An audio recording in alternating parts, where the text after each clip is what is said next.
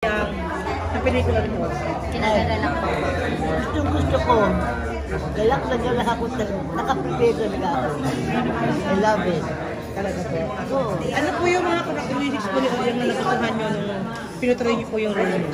Basta ganado ako sa kanya. Ganado. Ganado ako sa kanyang gampanan. Ano po yung mga ugali niyo na gustuhan niyo? Basta lahat ng Fighter. fighter siya. Palaban. Palaban na palaban. Ako sa totoong buhay, palaban. Kasi may interview kayo recently na parang gusto po niyong gumawa ng pelikula at ng serye. Ano kung feeling na meron ako kayo ginawa? Or are you still open po doing serye? Oo. Gusto ko. Tsaka, kaya nga ako palaging nagtitiktok eh. Naiilawan ako sa bahay, nakakaarte ako, nakakaraos. Pero, iba pa rin yung sa screen. Oo. Namimiss yun na po bang katrabaho si Coco kasi kayo yung magkilala mo? Oo naman.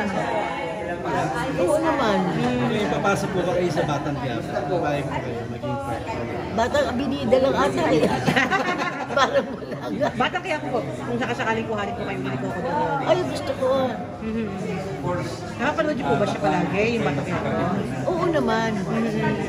Sana naalala pa niya ako. May mensahe po kayo sa kanya. Baka may masyari kayo gusto para naging Coco. Hoy, buhay pa ako. Gusto kong umarte kasama ka. Oo nga. So namimiss yun. Sino pa po ba yung mga gusto niyo mga makatrabaho ng mga young generation? Lahat sila gusto ko. Gusto ko. Basta maarte ka naiilawan, gusto ko maarte. Pag hindi ako naiilawan, nalulungkot ang lumang. Wala na nagmamahal sa akin. Parang naging emotional kayo nung nag-message kayo kay Coco. Parang naging emotional kayo nung nag-message kayo kay Coco.